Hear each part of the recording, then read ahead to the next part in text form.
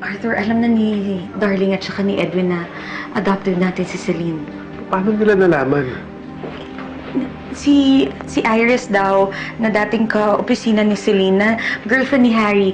Pero, alam mo, how she knew about it, I don't know. Pero sabi sa akin kasi ni Darling, pinagsiselosa ng babaeng yun si Celine. At ang gusto lang niya saktan yung anak natin. Buti na nga lang si Darling yung abutan niya dito eh.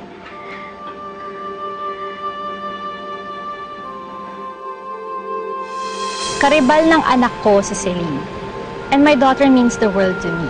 Kaya sabihin mo kay Celine na tantanan niya si Harry.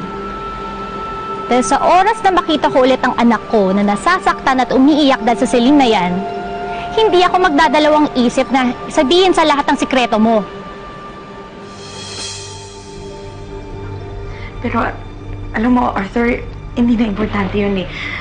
Alam mo, siguro ang mas mabuti pa, once and for all, aminin na natin kay Celine. Bago pa niya malaman sa iba, tayo na magsabi sa kanya ng totoo, Arthur. Huwag muna ngayon. Palipasin natin ang Pasko. Arthur, what's the difference? Mas maaga niyang malaman, mas mabuti nga yun eh. Pero hindi minamadaling magitong bagay, Bettina. Given matured na si Celine. Pero masasaktan siya pagka magbinigla natin. Arthur, ilang taon na natin pinagtatalunan to? Maghihintay na naman ba tayo? Para saan? Ba't ba ayaw mo ba sabihin na lang sa kanya? Ano ba kinakatakot mo? Natatakot ako magalit siya. Baka iwanan niya tayo, baka hanapin niya yung tunay niya magulang. Posibleng pagdaanan niya yon. Pero tayong kinalakihan niya, tayo ang pamilyang mahal niya. Wala namang problema kung hahanapin niya yung tunay niya magulang eh. Kahit nga ako, Arthur, curious akong makilala sila. Sabihin mo sa akin, sino ba yung mga magulang niya? Arthur, sagutin mo ko.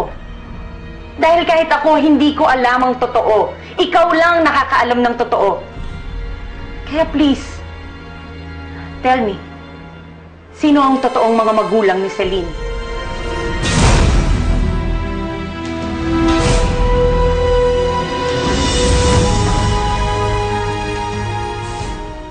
Sino ang totoong mga magulang ni Celine?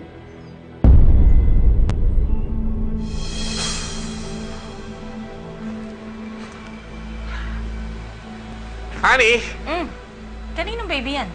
Yung kaibigan ni paring Noel, naanakan daw. Tapos di pinakasalan. So naghahanap siya mag-aampon sa baby niya. Eh naisip ko, total di pa naman tayo nagkaka-baby. Eh, baka gusto mong amponin.